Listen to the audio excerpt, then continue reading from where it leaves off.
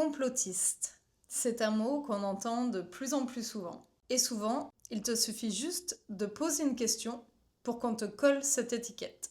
Tu doutes, tu remets en question une version officielle, tu es complotiste. Mais moi, je trouve ça fascinant. Parce qu'avant d'être une insulte, ce mot, il raconte quelque chose de plus profond. Notre rapport à la vérité, la peur et à la confiance.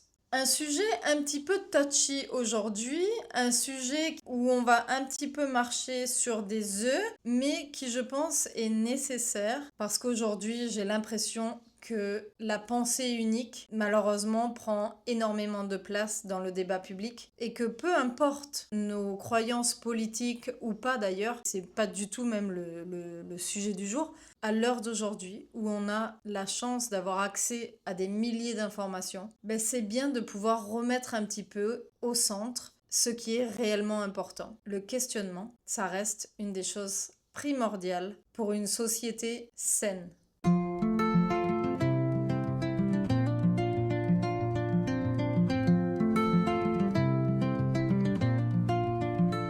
Bonjour à toi, je suis ravie de te retrouver pour une nouvelle vidéo avec un titre un peu provocateur, mais c'est dans l'air du temps.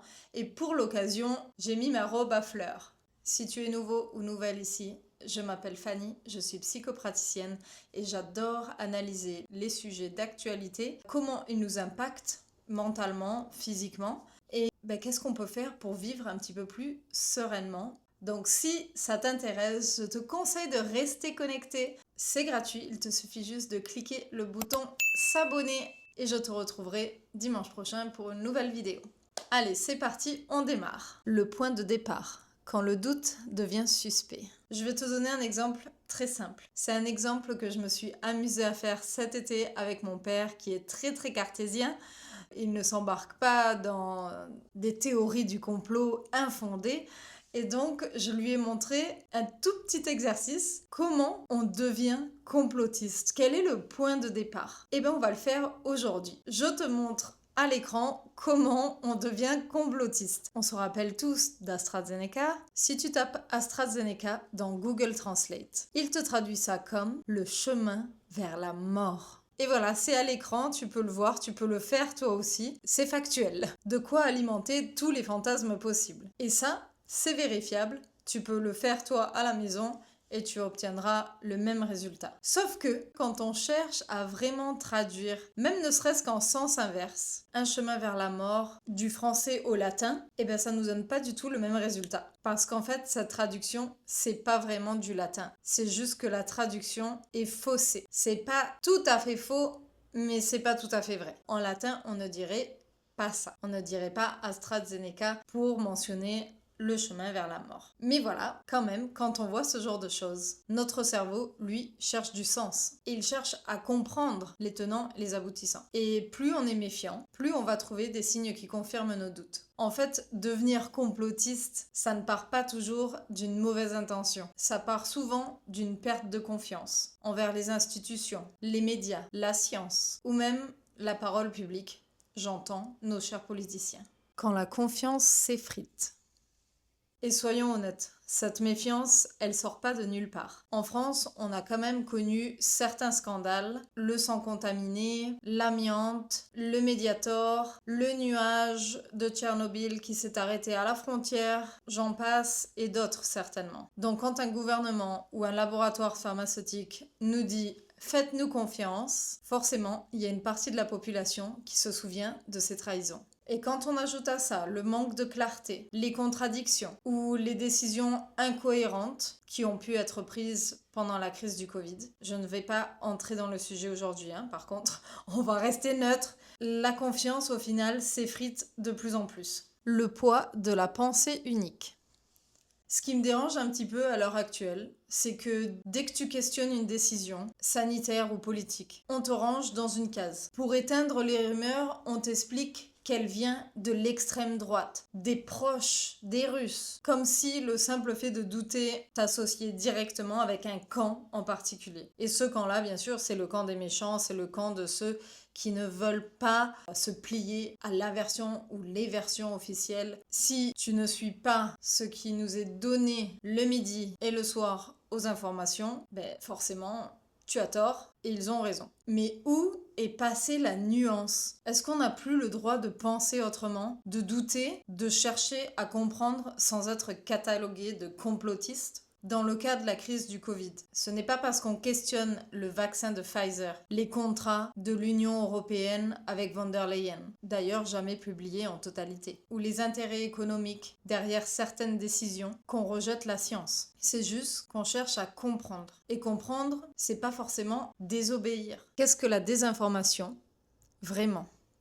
On parle beaucoup de désinformation, mais on oublie de dire que ce mot a plusieurs visages. D'abord, il y a la mésinformation, quand quelqu'un partage une info fausse, mais sans le savoir. Il y a aussi la désinformation, quand des acteurs politiques ou économiques créent volontairement du faux pour manipuler. Il y a aussi la manipulation de l'information, celle où on ne ment pas, mais on choisit soigneusement ce que l'on montre et ce que l'on tait. Et c'est probablement la plus dangereuse, parce qu'elle donne l'illusion d'une vérité, alors qu'elle est simplement orientée. Quand même les images mentent. Aujourd'hui, la désinformation ne passe plus seulement par les mots, mais surtout par les images. Avant, une photo, une vidéo, c'était une preuve. Aujourd'hui, c'est souvent un doute. Surtout avec l'IA qui fait des vidéos incroyables. Et d'ailleurs, ma vidéo sur l'IA, que je te mettrai à la fin de cette vidéo si tu veux la regarder, a fait plus de vues que ce que je fais d'habitude. Donc vraiment, merci à tous. La vérité devient souvent un terrain mouvant. Ce n'est plus vraiment ce qu'on peut prouver, c'est ce que chacun choisit de croire. Et bientôt, chacun aura sa propre réalité. Chacun a sa vision du monde et chacun essaie de la défendre comme il le peut. Et comme on peut trouver tout et son contraire sur Internet, on ne sait plus à qui se tourner pour avoir les vraies informations. Et d'ailleurs, en parlant de deepfake, j'avais envie de te partager une vidéo exclusive. Non, pas du tout. Une vidéo qui fait bien rire en tout cas, que je viens de découvrir. C'est un compte Instagram qui fait des parodies de nos chers politiciens. Et honnêtement, qu'on soit de gauche, de droite, du centre, d'en haut, d'en bas, on peut tous en rire. Enfin, j'espère. Donc voilà, c'est cadeau. La quéquette à Jean-Mi, elle danse la salsa, elle s'enroule, elle se déroule comme un serpent dans les bras. Elle n'est ni trop fine, ni trop dodue, c'est une flûte magique qui rend tout le monde ému. Hey oh là là, la quéquette à Jean-Mi, elle fait rire, elle fait chanter, elle fait des amis. Hey oh là là, quelle mélodie, c'est l'hymne national des joyeux esprits. Hey hey, quand Jean-Mi la sort pour épater la galerie, elle brille sous la lune comme un bout de galaxie. Les voisins applaudissent, les chiens se mettent à hurler, même les anges au ciel viennent la contempler. Oh oh là là, la quéquette à Jean-Mi, elle fait rire, elle fait chanter, elle fait des amis. Oh oh là là, quelle mélodie, c'est l'hymne national des joyeux esprits. Hey elle traverse les frontières sans passeport ni visa. Hey un ambassadeur du rire, elle sème la joie. Hey les vieux, les jeunes, les tristes, les ravis, tous unis pour chanter la gloire de Jean-Mi. Oh oh là là, la quéquette à Jean-Mi, elle fait rire, elle fait chanter, elle fait des amis. Oh oh là là. Qui décide de ce qui est vrai? On nous dit tout le temps de vérifier nos sources. D'accord, mais lesquelles? Les sources officielles? Les médias d'État? Les grandes chaînes privées? Les études financées par les industries qu'elles analysent?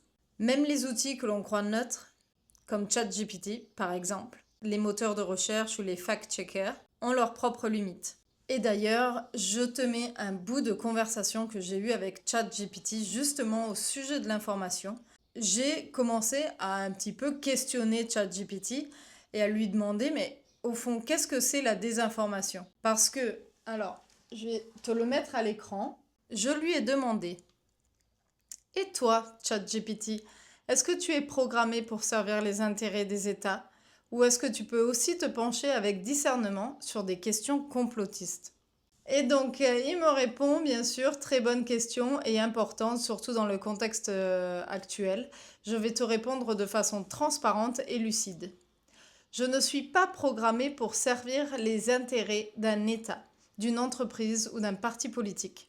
Mon fonctionnement repose sur un mélange de données publiques, de contenus sous licence et d'informations vérifiées par des sources réputées fiables.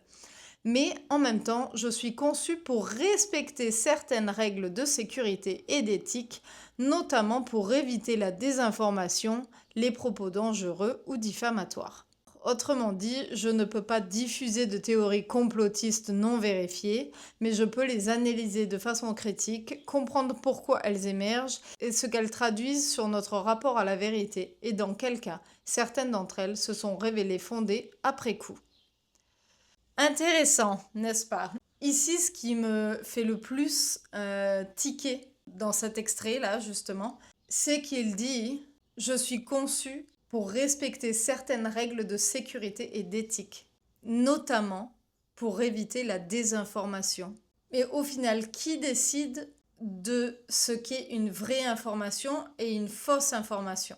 Selon la source, il y en a qui vont se dire ça c'est de la vraie information, ça c'est de la désinformation. Au final, qui a tort et qui a raison? Le moyen, je pense, le plus neutre de le faire, c'est déjà d'écouter chacun sa version des faits. Je pense qu'on ne devrait jamais se bloquer à comprendre la version de l'autre. Parce qu'au final, c'est comme ça qu'on peut changer de perspective par moment.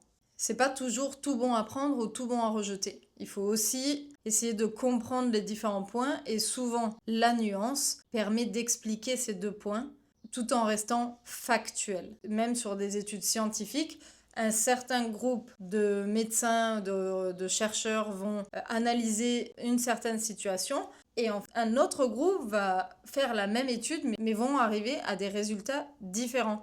Alors qui croire? C'est tous les deux des groupes de chercheurs, tous les deux de laboratoires connus par exemple, mais qui vont arriver à des résultats différents. Ça vient aussi de nos propres biais à nous et de la manière dont on perçoit les choses. La vérité, elle n'est pas tout le temps absolue. Il n'y a pas une vérité vraie. Il y a une vérité qui nous semble vraie, une vérité avec laquelle on raisonne. Et la clé, c'est de ne pas être dans le rejet de tout, mais dans le droit de questionner, sans être étiqueté de complotiste.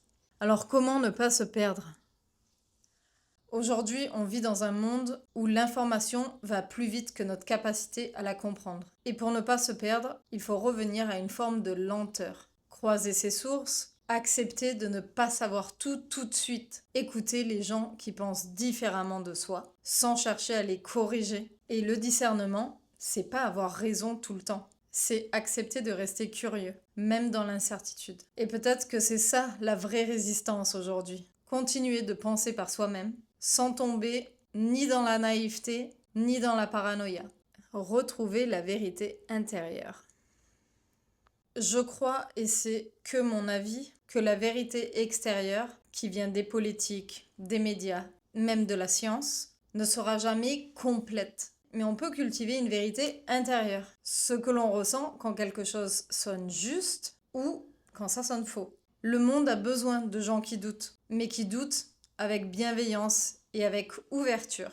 Parce que sans le doute, il n'y a pas de progrès, dans n'importe quel domaine d'ailleurs. Et sans confiance, il n'y a plus de lien. Et je l'ai mentionné dans ma dernière vidéo, qui s'intitule « Comment l'actualité influence notre morale ». Alors peut-être que être complotiste, c'est juste refuser de penser tout blanc ou tout noir. Et au final, c'est ça que j'aimerais défendre aujourd'hui. Le droit au questionnement, à la nuance, à la recherche d'une vérité qu'on construit ensemble. Il n'y a pas de vérité vraie. Comme, et là je vous fais le parallèle avec une séance de thérapie, on arrive avec des idées préconçues et après un cheminement, après un questionnement, après des exercices pratiques, on commence à voir les choses différemment. Et même toi, combien de fois tu t'es déjà dit « Ah purée, j'avais pas vu les choses comme ça ?» C'est le début du questionnement. C'est Le début de se poser des questions, de l'introspection, de savoir ce qui résonne en nous, ce qui nous correspond et ce qui ne nous correspond pas. Et chacun est libre